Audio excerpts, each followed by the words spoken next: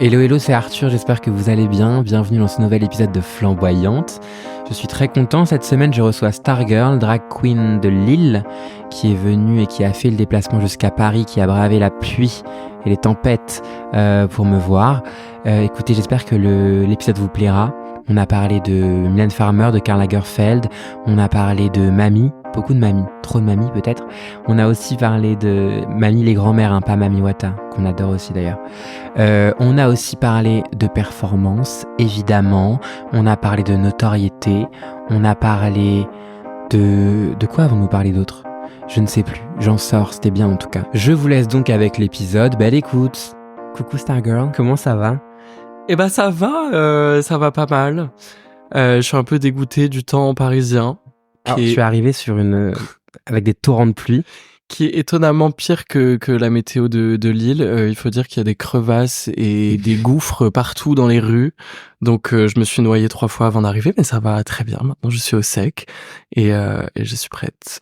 Tu sais qu'en plus d'habitude je suis un peu un con parce que d'habitude il y a toujours des petits cookies et tout. Ah d'accord. Donc là tu t'es dit c'est la pauvre drag queen de province. Pas besoin de cookies. Pas du tout. Elle a pas encore fait Drag Race. Il a vraiment beaucoup plu. Et je trouvais plus mon parapluie. Et j'étais un peu en retard sur l'installation. Et je me suis dit, ouais, carrément tant pis, j'ai oublié les cookies. Si tu m'en veux pas trop. C'est pas grave, on fera sans cookies. I'm so sorry. Donc là, t'es un peu avec ton pauvre verre d'eau. Non, mais c'est très bien. Mais je t'ai proposé du thé. Ouais, mais t'es pas trop thé. J'en ai déjà bu. Non, je suis plus café, mais que le matin. Okay. Sinon, je suis plus coca, mais... Ah, j'en ai non, mais c'est bon, te fais pas chier. T'es sûr ? Mais ça me fait pas chier, c'est-à-dire que ça vraiment... Non, mais c'est très bien, ça sera ma récompense après le podcast. Ok, t'auras un coca après le podcast. Ouais. Bah, je t'en donnerai. Très bien. Ok. Du coup, ça va bien, sinon ? Hormis moi, le ça temps. Va.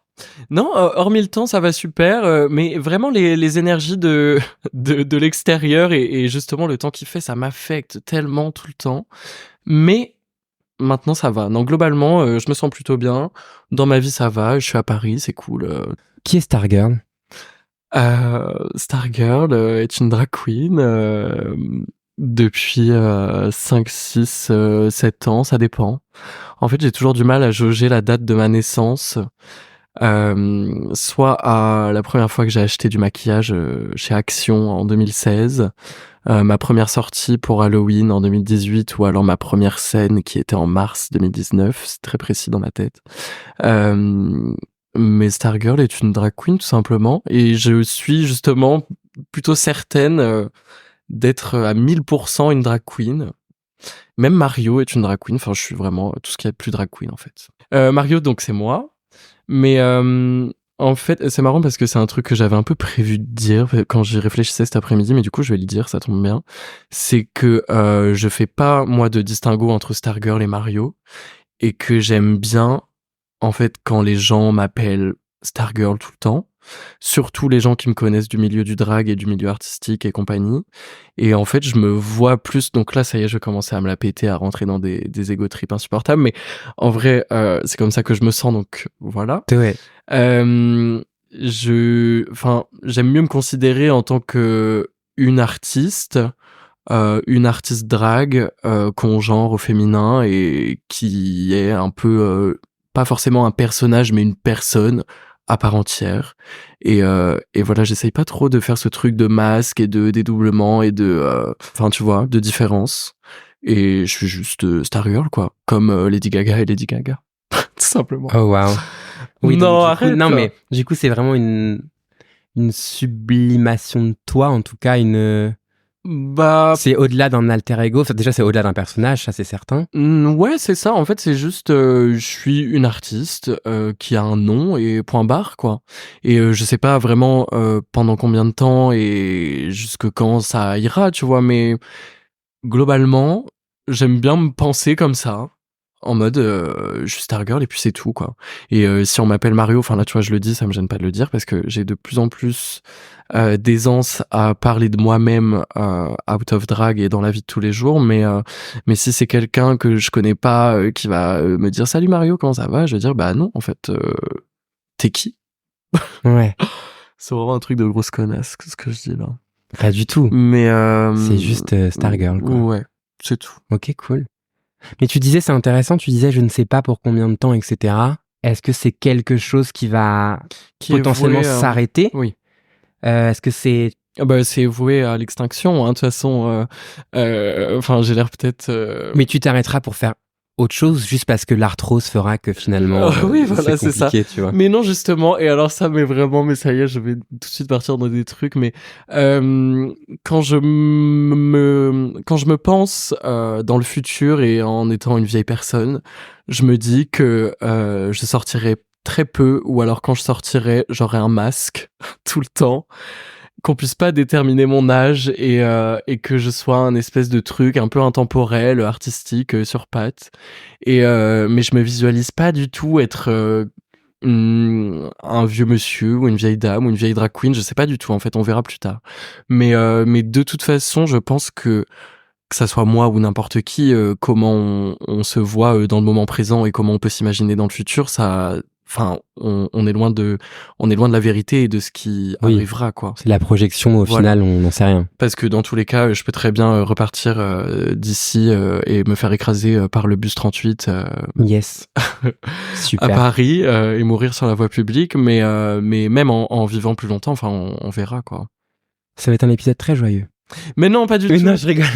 C'est parce que je suis dans ma période Mylène depuis cet été. Non, Euh, t'es quelle era de Mylène? Bah, j'ai toujours plus aimé Bien Anamorphosé. sûr, mais pareil. Mais là, en ce moment, j'écoute beaucoup Inamoramento et j'ai quand même un gros faible pour les albums 2000, 2010, Interstellar, Monkey Me, alors que tout le monde déteste, mais... Ah oui, ça c'est audacieux. C'est marrant, en t'écoutant, je me suis demandé s'il y avait vraiment des old drag queens, tu vois. Genre Non, mais il y en a genre plein. des mamies, mais je veux dire pas forcément des drags qui cherchent à avoir une allure de grand-mère, tu vois, ni, Ah bah, il y en ni a aussi. évidemment qu'il y a des drags, si on reprend historiquement, si on repart sur le travestissement, sur le cabaret, sur plein de choses qui héritent de ça et tout. Mais est-ce qu'il y a quelque part, par exemple, un papy ou une mamie qui a 80 ans se dit, mais en fait, je veux faire du drag, tu vois. Ah, mais C'est trop complètement. beau. Mais en fait, c'est plus qu'évident parce que enfin, moi, comment je vois un peu le travestissement, le cross-dressing, Ouais. entre guillemets, ou juste l'exploration du genre, c'est que ça peut arriver à tout le monde, à tous âges. Et c'est pour ça, tu vois, il y a beaucoup de fois, les drags peuvent dire, mais il faut essayer de faire du drag au moins une fois parce que ça te permet d'ouvrir des portes, nanana, d'essayer quelque chose et tout. Et juste d'ouvrir les portes pour explorer son genre, sa féminité, sa masculinité, c'est quelque chose qui se fait peut-être maintenant plus ou qui est plus démocratisé, médiatisé, nanana, mais ça doit arriver à tellement de personnes qui ont vécu plus longtemps, qui ont jamais osé, mais qui ont envie de le faire, ou même qui le font pas, et juste même, enfin, moi je pense, c'est évident en fait, tu vois, qu'il y a un gros pourcentage de la population qui sont des grands-pères, des pères de famille, qui aimeraient le faire, mais qui le font pas. Mais juste le fait que ça existe et que ça soit présent un peu en chacun de nous, bah ça fait que tout est possible, quoi, tout simplement. J'arrive jamais à finir mes phrases, mais Non, c'est très clair, hein. mais voilà. Toi, notamment parce que tu fais pas de distinguo en plus entre ton toi qu'on pourrait décrire comme civil entre guillemets Ouais. et le côté un peu performance de l'aspect drag. Est-ce que ça t'a apporté des choses humainement? Est-ce que ça t'a permis de te découvrir le drag? Ah ouais, complètement. Bah en fait, je pense que bon, déjà, je vais vraiment sûrement partir dans des trucs un peu perchés, mais faut savoir que je me prends pas du tout trop au sérieux. Enfin, en tout cas, j'essaye vraiment de m'éloigner le plus possible de je me prends au sérieux ou je me prends pour quelqu'un d'important ou quoi, parce que c'est pas du tout le cas. Et de toute façon, je pense que même enfin les plus grandes personnes, enfin, on s'en fout, on est tous pareils, quoi. Mais bref, je pense que je me suis toujours un peu vu différemment. Déjà par ce truc de je suis le gosse PD dans un petit village, machin. Je ressens les choses différemment, j'ai pas les mêmes centres d'intérêt et compagnie, donc tu vois un peu tout le basique. Mais quand j'étais petit, je pensais que j'étais une sorcière. Après, je suis arrivé au collège et tout.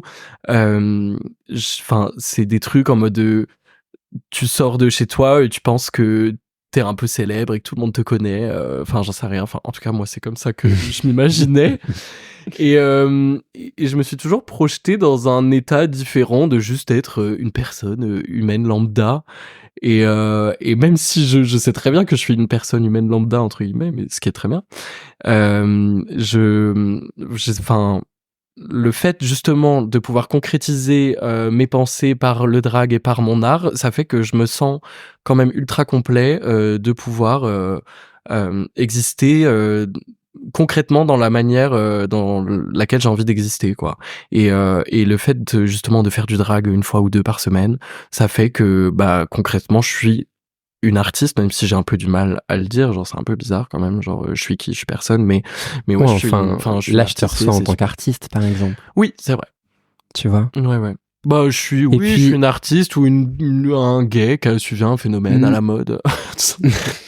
Non, pour faire des trucs. Je pense que c'est bien plus que ça, mais c'est marrant parce que je trouve qu'on met beaucoup de poids sur ce mot d'artiste, etc. Ouais. Et que c'est difficile de se l'approprier, tu sais, parce que je pense qu'on projette que ça donne un aspect très égo-trip, très égocentré, alors qu'au final, qu'est-ce que l'artiste, si ce n'est qu'il crée quelque chose d'hyper authentique, quoi. Oui, c'est ça, mais c'est toujours, en fait, là, on en revient un peu aux questions en cours d'histoire de l'art, en mode, ou je sais pas. T'as fait l'histoire de l'art, toi? Non, j'ai fait j'ai fait une mise à niveau en art appliqué, et après j'ai fait du graphisme. Mais ouais, en mode, est-ce que tout le monde, non, c'est plus de la philosophie, ça, mais est-ce qu'on est tous des artistes ou pas? Et alors? Je sais pas.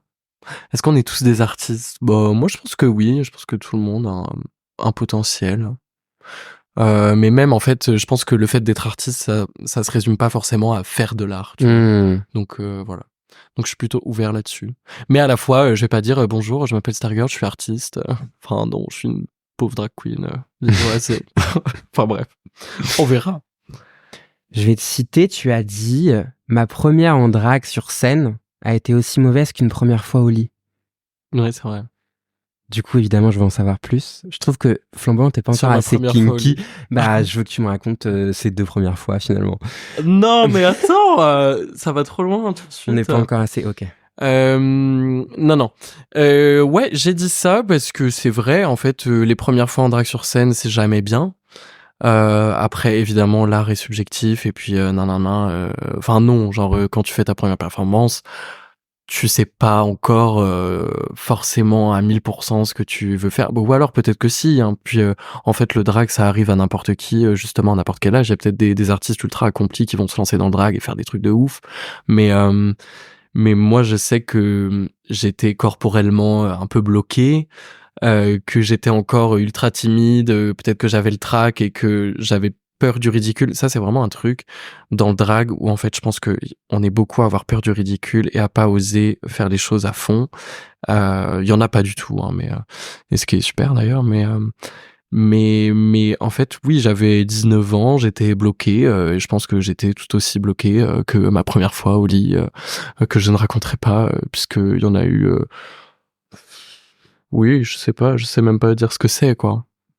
Ça, c'est pareil, ce concept de première fois, en vrai, que ça soit dans le drag ou au lit, je sais pas, enfin, il y a peut-être des gens qui ont des premières fois, mais moi, c'est toujours venu par vague. Enfin, ma première fois en drag, c'est peut-être dans mon salon, devant mes parents et tout, tu vois. Il y a une question que je pose souvent sur Flamboyante. Est-ce que faire du drag, c'est faire l'amour? Tu poses souvent cette question? Ouais. Mais les nouvelles, dans les prochains épisodes, tu n'as pas encore entendu. Non.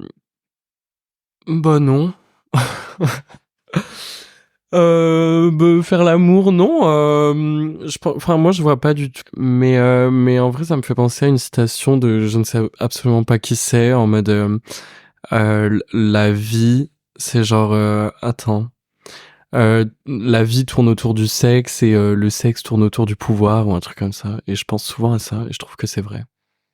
Mais ça n'a rien à voir. Non, si, c'est intéressant. En mode, dans la vie, tout tourne autour, tout est question de pouvoir et de dynamique de pouvoir et de sexe, et dans le sexe, c'est des dynamiques de pouvoir en mode entre deux individus, quoi.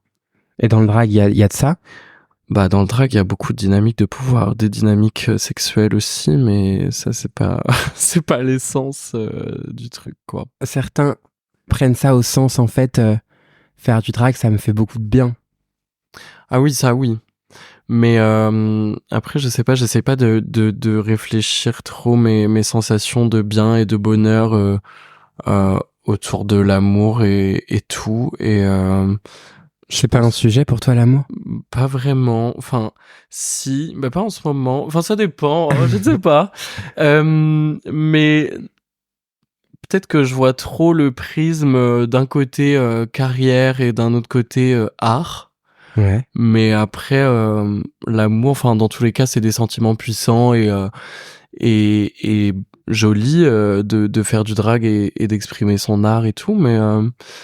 Mais c'est quelque chose que je fais passionnément en tout cas, mais j'essaie pas de le comparer à de la jouissance au lit, quoi. Même si ça pourrait s'en rapprocher des fois, dans certaines Ah, sensations. Ouais, c'est vrai. tu vois? Mais bon, j'y pense pas trop, mais peut-être. Mais est-ce que tu trouves que c'est érotique, le drag? Bah, bah non, enfin, enfin si, en fait pour certaines personnes, mais il y a évidemment une forme d'érotisme et de sexualisation et compagnie, mais après je pense que tous les corps et même pas mal de trucs dans l'art sont projetés et enfin tu peux les comparer à quelque chose de sexuel et tout, mais c'est pas, moi j'essaye pas enfin quand je suis en drague par exemple, je sais à peu près ce que je veux convier comme ressenti, comme émotion, comment j'ai envie d'être, de paraître et tout. Et c'est Mais une émotion qui change ou c'est toujours la même chose? non, ça peut changer, mais en tout cas, j'essaye pas d'être, tu vois, par exemple, et il y en a qui le font et qui le font très bien et qui me mettent très mal à l'aise d'ailleurs parce que moi, c'est pas du tout ce que je fais, mais tu sais, qu'essaye d'être un peu séducteur ou séductrice Hmm. ou de renvoyer une image en mode d'attirance physique et tout. Et moi, des fois, je vois ça et je me dis, mais enfin, what the fuck, je ne comprends pas. Moi, c'est pas vraiment mon approche. C'est pas que je suis bloqué ou quoi, mais je vois pas la chose de cette façon-là, en tout cas. Ouais. Et du coup, est-ce que, d'ailleurs, ton rapport au corps, il a changé depuis que tu fais du drag? Ouais, complètement au début, parce que j'avais un peu un gros point d'interrogation sur mon corps, Ouais. que je savais, enfin, mais même toujours, en fait, je sais pas si je trouve que mon corps est beau, si j'apprécie mon corps ou quoi. Enfin, c'est des questions que je me pose, mais en fait, non. Pas tellement, parce que j'ai pas vraiment le temps de me poser ce genre de questions. En tout cas, j'essaye pas de, enfin, en fait, j'ai même pas le temps ni l'envie de penser à mon corps en tant que personne civile. Juste, je pense à la façon dont je peux le modifier quand je me mets en drague. Donc, je pense surtout à ce que je peux renvoyer quand je m'habille et que je me maquille et tout, et à quelle carrure j'ai envie d'avoir, machin. Mais après, essayer de l'embellir ou de me sentir plus à l'aise avec mon corps pour pouvoir le mouvoir d'une meilleure façon ou le montrer sous un meilleur angle sur scène, c'est quelque chose que je devrais absolument faire, mais que je ne fais pas pour l'instant. Voilà. Parce que t'en as pas envie. Bah parce que je me concentre sur d'autres trucs, mais Tu te concentres sur quoi? je sais pas sur quoi je me concentre.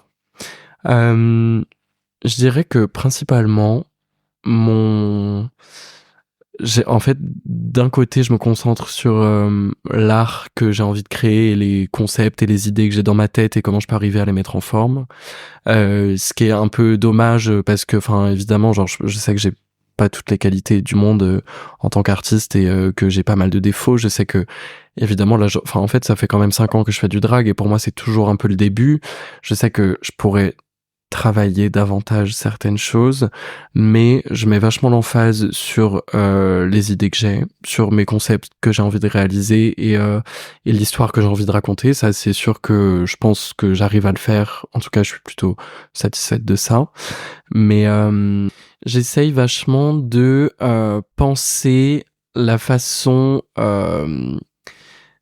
Enfin, j'essaye beaucoup de réfléchir à la façon dont je vais paraître aux yeux des gens en mode le gros contraste entre cette grande drag queen perchée sur des talons immenses, ultra maquillée, toute serrée, avec ses perruques, ses corsets, nan, mais ultra avenante et naturelle et spontanée, rigolote, parce que, enfin, je pense que fondamentalement, je suis quelqu'un de marrant, de sympa. C'est vraiment bateau ce que je dis, mais c'est vrai. Et genre, moi, ce que j'aime trop, vraiment, c'est juste voir les réactions des gens autour de moi et voir mes propres réactions. Genre, des fois, je m'étonne un peu de moi-même, de ce que je dis, de comment je me comporte et tout.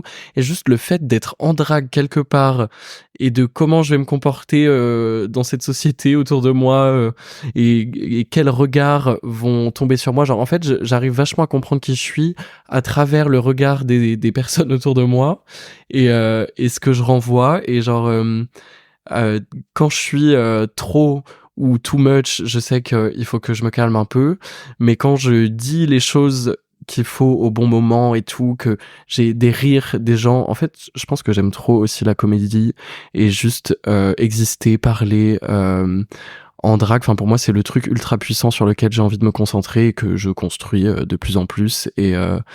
Et à la fois, je le réfléchis pas mal, mais à la fois, c'est quand même vraiment naturel. Donc, j'ai pas envie de donner l'impression que je me prends trop la tête, mais voilà, ça dépend. En tout cas, juste exister et être rigolote et être perchée sur des talons maquillés, c'est ce qui fait ma raison de vivre. Vraiment.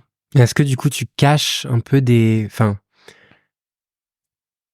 du coup tu mets en avant des aspects que tu aimes de toi, donc l'aspect Ouais. drôle, etc. Est-ce qu'à l'inverse, le drag te permet de cacher d'autres pans de ta personnalité avec lesquels t'es moins à l'aise? Ouais, sûrement. Enfin, en fait, justement, tu vois, on en revient un peu à ce truc de je fais pas trop de distinction entre Mario et Stargirl, mais par exemple, quand j'étais jeune, petit, même collège-lycée, j'étais vraiment timide, maladif et tout. Je faisais beaucoup de crises d'angoisse, de trucs où où j'étais pas à l'aise quand j'étais entouré de trop de monde et de trop de bruit et tout. Et quand je suis arrivé dans le Nord pour mes études, quand j'ai rencontré des drag queens, des personnes LGBT, quand j'ai mûri tout simplement, que je suis devenu un adulte, et bah tout ça c'est parti et ça s'est envolé, ça s'est débloqué et j'essaie de m'inspirer un peu, de prendre la gouaille et l'aisance des personnes autour de moi pour me débloquer. Et je dirais que globalement, maintenant, depuis quelques années, depuis que je fais du drag, je suis complètement débloqué en société et genre, je suis pas vraiment différent en civil ou en drag. J'essaye en fait de me dire, quand je parle à des gens, que je rentre dans un état différent où je peux dire n'importe quoi. Et ça va un peu throw off les gens et du coup c'est moi qui ai un peu l'ascendant que j'avais pas du tout quand j'étais plus jeune parce que je me laissais vraiment bouffer par les gens que je fréquentais et tout. Et maintenant je sais que juste le fait d'être moi-même et de dire n'importe quoi et de dire des énormités et d'en faire un peu trop parfois, et bah ça fait que je me débrouille et que je suis à l'aise. Et donc ça c'est un peu tout le temps. Et globalement, je suis pareil en civil et en drague. Juste quand je suis en drague, les gens me regardent encore plus différemment, ce qui fait que je me sens encore plus à l'aise et que du coup, peut-être, je suis encore plus à l'aise. Mais voilà, globalement, j'ai un peu un avant-après de mes 18 ans, on va dire. De mes 19-20, quoi. Ouais. Et sur le côté, j'aime faire rire et tout, quand t'es dans une performance, est-ce que par exemple t'écris un peu? T'écris beaucoup ce qui se passe, ce que tu fais? Ou c'est un peu sur le moment, au feeling? Ça dépend. Il m'est arrivé là depuis quelques temps d'écrire des sketchs ou d'écrire des passages de hosting, mais de moins en moins parce que justement je suis de plus en plus à l'aise au micro. Ce que je préfère faire en fait en drague, et vraiment je pense que c'est peut-être pour ça que je fais du drag en premier, c'est pour parler avec les gens et pour parler au micro. Et je sais pas, peut-être que ça vient d'un endroit où j'ai tellement peu parlé avant et j'ai tellement peu pu, c'est français de dire ça, j'ai tellement pu m'exprimer très peu Ouais. que maintenant je sais pas, je rattrape mon retard et j'ai trouvé un peu une balance quand je parle en drague et au micro et j'improvise et c'est très bien et genre ça me procure vraiment des sensations que je trouve nulle part ailleurs et et ouais, j'aime bien un peu ce truc de la drag queen méchante et un peu fashion, mais qui dit n'importe quoi et qui est en fait très accessible parce que c'est vraiment qui je suis, quoi. C'est pas un truc que je conscientise. Stargirl est méchante? Bah non, pas du tout. Elle a l'air comme ça, elle a des grands fossiles, des grands talons, des ongles, des fois, quand elle a le temps de les mettre. Elle a un maquillage inspiré de Kiss, en mode on dirait qu'elle va te manger tout cru, mais justement j'aime bien ce truc de bah en fait pas du tout, quoi. Et je pense qu'il y a pas mal de gens qui ont du mal à me cerner. Mais après, je vais pas rentrer dans le détail de ce que les gens pensent de moi parce que j'en sais rien et j'ai même pas envie de le savoir en fait parce que ça m'emmerde. C'est pas très intéressant de se focus sur ça, je crois. Tout à fait. Ça empêche beaucoup. Mais je suis pas méchante. J'aime bien, j'adore l'esthétique de la méchante et de Cruella et des méchants de Disney et des vieilles femmes surmaquillées, hautaines, parisiennes, comme j'en ai croisé quelques dizaines cet après-midi, rue de Rivoli. C'est un peu ça tes références? Voilà, tout ça. Mais en fait, in the end, je suis juste un espèce de clown qui vient de la campagne, qui sait pas du tout qui il est vraiment. Donc, ce qui fait que je suis plein d'incertitudes, que j'hésite pas à exprimer.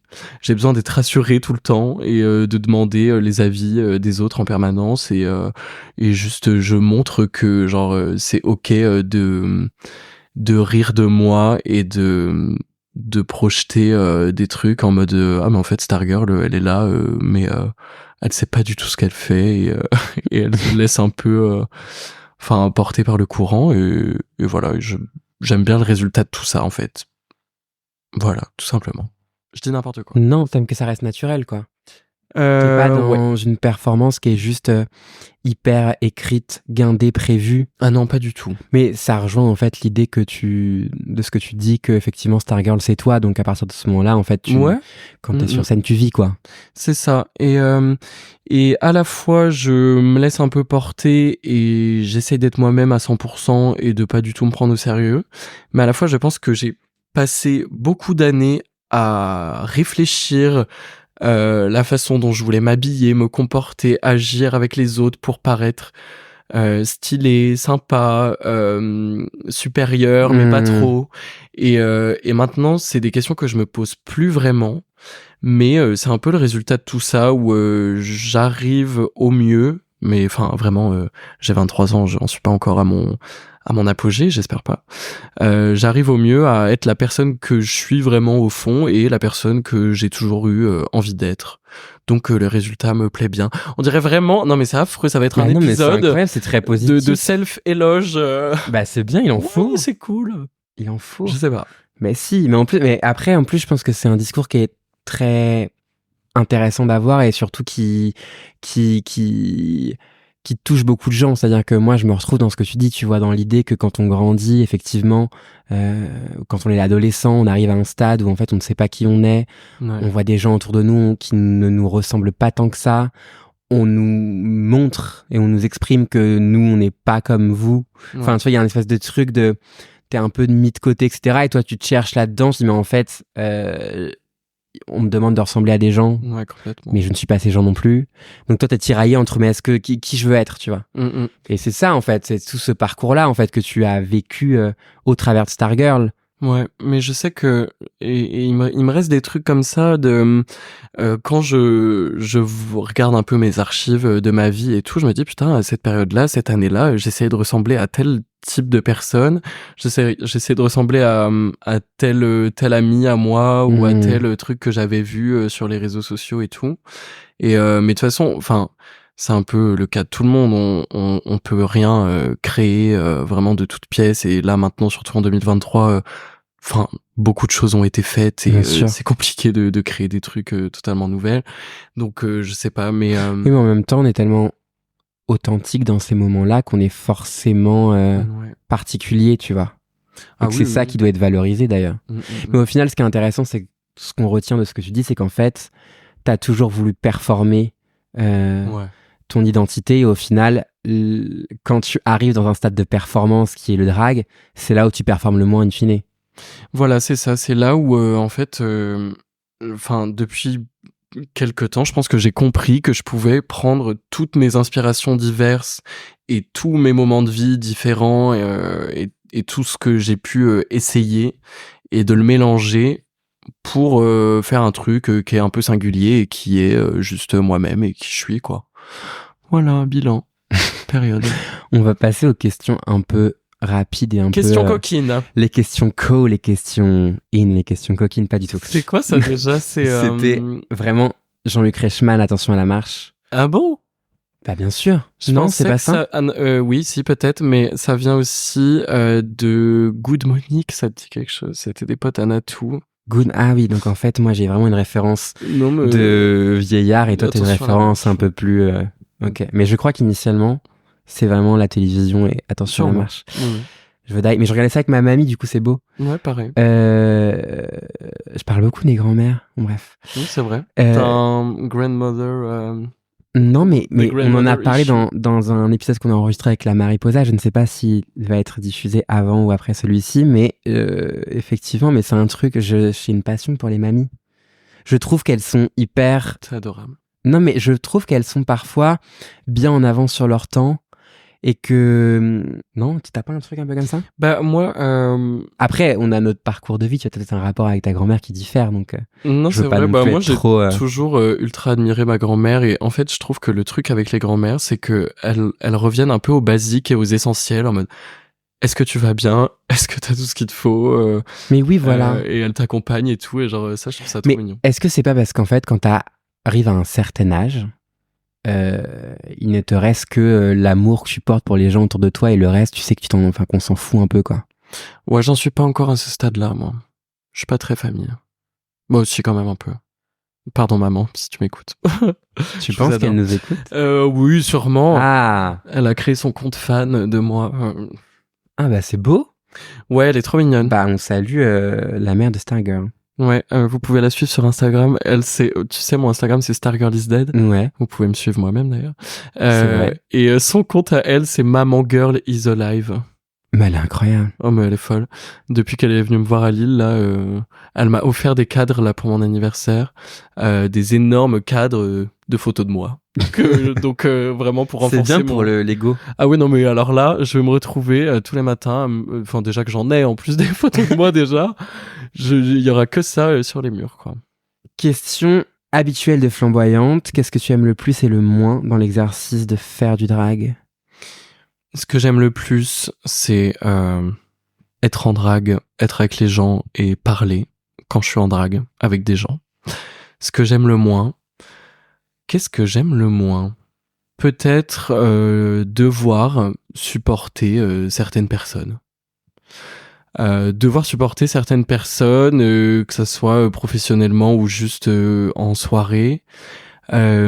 Confronter mon point de vue avec des gens qui vont t'expliquer que eux, ils ont leur point de vue depuis plus longtemps que toi et que les choses doivent être faites parce que je suis vraiment... C'est l'agisme en fait. Non, mais pas du tout. Absolument pas. Bah non, mais qui serait legit, tu vois. Il y a un espèce de truc souvent où on nous reproche d'être trop jeune ou trop... Bah... Pas forcément, mais juste, je sais que déjà, je suis vraiment très contrôle freak et que j'ai pendant longtemps organisé, coordonné... ça se dit ça? Coordonné la majorité des événements ou des trucs auxquels je participais. Et quand je me retrouve des fois dans des endroits ou avec des gens qui sont, mais pas forcément plus âgés, hein, mais juste qu'on pas les mêmes réflexes mentaux, la même déconstruction, peut-être après, je pense pas être à 1000% déconstruit, et ça n'existe pas, mais ouais, c'est compliqué des fois quand même. Qu'on pas la même vision, je sais pas.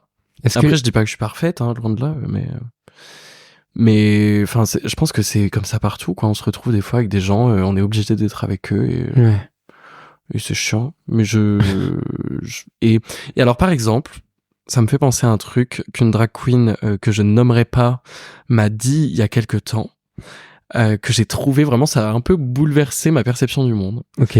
C'est qu'elle racontait qu'elle était en drague en soirée et qu'elle était un peu coincée avec un mec qui lui parlait, tu vois, enfin bref, pendant très longtemps, et le genre de mec qui va te dire ah mais ouais, moi ce que tu fais, voilà ce que j'en pense, voilà ce que j'en sais, et enfin qui va un peu t'expliquer ton drague en fait. Et elle me disait ça, j'étais là en mode ok, situation classique, classique, ok, je vois de quoi tu parles.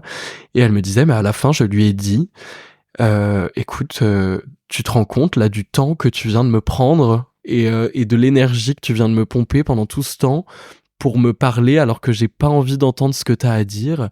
Et je sais pas, elle le disait mieux que ça, elle l'expliquait bien, et après le mec s'est excusé en mode mais oui t'as raison, j'aurais pas dû juste te parler aussi longtemps. Et juste que les gens puissent se rendre compte un peu des fois, sortir de ce truc où on fonce et on parle et on a toujours des choses à dire et des points de vue à exprimer, nanana, mais genre non, enfin en fait c'est pas toujours nécessaire, et même moi j'essaye de me le dire des fois en mode calme-toi, et je pense que si enfin des fois je me dis peut-être si tout le monde était des hippies à fumer sur des collines, bah ça serait parfait, ça serait mieux quoi. Voilà. Ouais. On n'est pas obligé de toujours dire ce qu'on pense à tout le monde alors que personne nous a rien demandé. Vraiment. Mais ça, c'est un peu l'ère des réseaux, non? Ouais. On a vraiment l'impression qu'on est hyper important et qu'on doit avoir un avis sur tout et que les gens doivent vraiment le savoir ou le lire, tu vois. Ça, Twitter, c'est ça, par exemple, oui. tu vois. Je trouve ça très étrange. Enfin, quand tu exprimes tes opinions, tes avis, quand tu racontes ta vie, alors que c'est pas dans une discussion qui est fluide avec des gens, je comprends pas pourquoi tu le ferais, quoi. Bon, après, je dis ça, mais vous allez me retrouver en soirée à Lille ou à Paris, au coin fumeur, en train de parler non-stop. Donc c'est pareil, quoi. Enfin bon, en vrai, faut pas se prendre trop la tête. Est-ce que le drag, c'est encore politique? Ouais, complètement. Oui, bien sûr, et encore plus récemment. Là, je sais pas si t'as vu, mais par exemple, il y a une soirée à Lyon. Je sais pas si elle a été annulée ou pas, mais qui s'est fait charger de commentaires de néo-nazis et de groupuscules fascistes parce que l'affiche, c'est une drag queen en nonne. Donc il y a beaucoup de trucs ultra réactionnaires maintenant. J'ai l'impression que ça a un peu changé, où avant, quand on parlait du drag politique, on parlait de l'exploration du genre, que sortir en drag était un acte politique, que on avait des combats à porter en tant que communauté LGBT et tout, et ça c'est évidemment toujours d'actualité, et encore plus avec Drag Race France par exemple, qui peut porter les messages de la communauté à des groupes qui sont extérieurs. Mais il y a un truc où depuis peut-être le Covid, tout s'est vachement extrémisé, radicalisé. Et là, je parle de la droite. Hein, j'ai pas d'intérêt à dire que c'est des deux côtés ou je sais pas quoi. Mais les interventions de groupes fascistes pour les lectures drag, ou même, enfin, c'est pas un artiste drag, mais tu sais, le truc de Bilal Hassani, pareil, je crois que c'était à Lyon, dans une église désacralisée. Enfin, genre vraiment, moi, ce qui me fait peur, c'est d'être envahi, en proie à ce genre de truc, et j'ai toujours ce truc dans ma tête un peu de n'importe qui peut débarquer avec des armes et tout, et de plus en plus en fait. Bref, faut pas penser à ça. Mais ça nous est arrivé à Lille il y a pas longtemps, une amie drag à moi qui faisait un show avec un ami drag king, et c'était dans une université catholique. Bon d'accord, c'est une école privée, mais t'avais 3 étudiants avec des pancartes, nan. Genre stop, calmez-vous quoi. Je sais pas, j'aurais pas de résolution ou de commentaires à faire, mais moi je T'as trouve ça l'impression que ça vraiment régresse flippant. plus que ça ne progresse. Ben oui et non, parce que peut-être que les mentalités globalement s'ouvrent, même si j'aime pas ce truc de s'ouvrir, enfin juste vous devenez un peu normaux. C'est pareil, la tolérance, enfin. En tout cas, il y a plus de visibilité. Ouais. Et les gens sont plus au fait, mais du coup, les gens qui sont frustrés, ils vont s'insurger de plus en plus et ils vont se montrer de plus en plus. Et ça, c'est vraiment flippant parce que il y a de moins en moins de honte à se trouver de ce côté-là du spectre et c'est pareil, c'est avec la dédiabolisation des partis d'extrême droite et puis la politique du gouvernement. Enfin bon, je suis pas là pour on n'est pas dans le 7-9 avec Salamé, mais même si tu lui ressembles un peu avec ta couleur de cheveux. Non, je rigole. Mais Je vais faire les cheveux rouges pour ceux qui ne... Mais ouais, ce truc des extrêmes et des groupes réactionnaires, ça me fait peur et ça c'est un truc qu'il faudrait résoudre et qui va revenir en fait dans les prochains mois, dans les prochaines années. Ouais. On verra. Mais donc bien sûr que le drag est politique, mais en fait autant moi j'ai jamais trop voulu réfléchir ma démarche en tant qu'artiste drag comme faire de la politique et compagnie. Mais ouais, in fine, on se retrouve confronté à des débats qu'on n'avait pas avant, quoi. Genre, par exemple, mon père, qui n'y connaît rien au drag, mais qui sait que je fais du drag et qui l'a très bien pris et compagnie. Maintenant, il va me dire, j'ai vu sur YouTube où j'ai entendu que il y avait des lectures drag pour les enfants et que c'était remis en question et tout, et qui va me dire des trucs en mode chacun sa place, faut pas tout mélanger, ça va un peu trop loin quand même et tout. Et en fait, c'est typiquement les médias qui font qu'il y a des nouvelles discussions qui sont orientées de l'autre côté de la barrière et qui font que nous, en tant que jeunes personnes LGBT, on a des discussions avec nos parents, avec nos amis qu'on n'avait même pas avant parce que les questions se posaient pas ou alors les gens étaient pas au courant et maintenant que les gens sont plus au fait et tout, ça fait que c'est super, ça se démocratise, mais on est de plus en plus en proie aux extrêmes et oui, parce que ça touche un large public, ça touche même les gens qui de fait vont avoir un problème avec ça. Voilà, et qui au lieu de ne rien faire et se concentrer sur leur minable vie, se sentent obligés de réagir et de donner leur avis. Du coup, t'as peur d'être exposé, toi ? Plus ou moins, ouais. J'avoue que j'essaie de pas trop y penser. Je me dis que si admettons, allez, du jour au lendemain, je suis un minimum célèbre et exposé, j'aurais plus qu'à aller dans des endroits où on veut de moi et je serai tout le temps en voiture. Voilà, admettons. Mais là, le fait de faire du drag localement et tout, je sors dans la rue en drag, à pied, je me fais emmener par des gens que je connais pas forcément, que ce soit des Uber ou quoi, ou des taxis, et je me sens plus insécure à être une petite drag queen dans la ville comme ça que en étant exposée. Justement, je pense que je me sentirais plus protégée à ce niveau-là. T'as postulé pour Drag Race ? Je sais pas. Donc ça veut dire oui. Non, mais oui, ça veut dire que la réponse est qu'on peut pas trop en parler. Mais je sais pas, il y a un peu toujours ce truc où on n'en parle pas. Enfin, personne n'en parle. Ça a toujours été. Hein. Dans Flamboyante, on en parle. Ah, t'en as parlé ? Ah ouais. Si les autres en ont parlé, j'en parle. Mais non, mais il y a vraiment ce truc, peut-être pour pas se porter la poisse ou quoi, mais même avec les saisons américaines à l'époque, auquel casting est ouvert, mais les gens vont pas dire... moi je participe, enfin, ou alors très peu. Mais après, il y a des choses contractuelles, c'est-à-dire que une fois que t'es pris ou pas pris, là, c'est a priori bouche cousue. Mais non, moi ça fait 3 fois que j'auditionne et puis on verra, quoi. Ce serait quoi ton personnage au Snatch Game ? Ce serait Karl Lagerfeld. On aime. T'as l'accent et tout. On peut avoir un extrait ou pas ? Oh my god, ça va pas. La dernière fois que j'ai posé cette question à quelqu'un, c'était Pounani et elle m'a dit non. Mais je sais pas comment te le faire comme ça. Pose-moi une question Snatch Game. Est-ce qu'une drag qui ne s'intéresse pas à la mode est une vraie drag queen ? Écoutez, je sais absolument pas de quoi vous me parlez. Là, je suis en face d'un interlocuteur, on dirait Léa Salamé, avec un brushing complètement éclaté. Hein. Je pense que tu devrais aller voir ma bonne copine Cordula. Hein. Une drag queen, je sais pas ce que c'est. Hein. Peut-être il y en avait sur scène avec Mylène Farmer en 96. Là, je l'ai pas forcément beaucoup. Hein. Mais peut-être qu'il faudrait poser la question à Choupette. Elle a 3 gouvernantes d'ailleurs et ma chatte aussi. Hein. La mienne. Hein. Je dis n'importe quoi. Merci, Karl. Mais de rien. On a du mal après à reprendre l'accent. Oui. Non, mais et vraiment quand là, c'est incroyable. Je l'ai là, déjà... les gens ont entendu Karl Lagerfeld, je pense. N'hésitez pas à réagir, à nous dire, mais je pense franchement, il y en a qui le font beaucoup mieux que moi. Tu vois, j'ai toujours un peu du mal à être didactique, hein, mais c'est très bien. Vraiment, merci beaucoup. comme ça, tu peux t'entraîner. Ouais, je peux m'entraîner, mais toujours, je m'entraîne comme ça. Des fois, le matin, je me lève, je suis Karl. En tout cas, c'est un très bon moment qu'on a passé avec vous, Thierry Ardisson. Je salue les terriens et je reviendrai. Hein. Je reviendrai pas, je suis décédé. C'est vrai en plus, putain. Ouais, RIP. RIP. Si tu pouvais porter qu'une seule perruque, elle ressemblerait à quoi? Oh, alors je pense que elle serait blonde platine et qu'elle serait immense et vraiment classique, basique drag. Ok, et ton make-up signature? Mon make-up signature, c'est mes... Me dis pas, tout le monde me dit, c'est un eyeliner noir.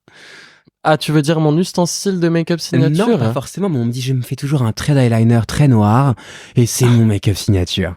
Peut-être que à Paris, elles ont pas besoin d'en mettre beaucoup, mais non, mais moi, oui, j'ai mon énorme eyeliner noir et blanc qui descend jusqu'à la pointe de mon nez et qui monte jusqu'à mes tempes, quoi.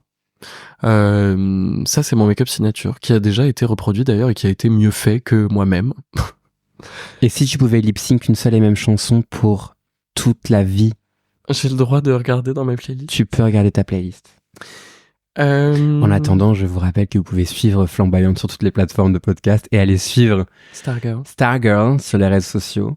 Alors, il y en a deux. Hein. Il y en a une au Québec ou au Canada qui est bien meilleure que moi d'ailleurs. Mais parce que évidemment, quand j'ai pris ce nom, en fait, j'ai regardé s'il n'y en avait pas d'autres et évidemment, il y en avait une autre. Ça se trouve, il y en a encore d'autres que je connais pas, mais il y en a une qui est vraiment sublime, Stargirl au Canada.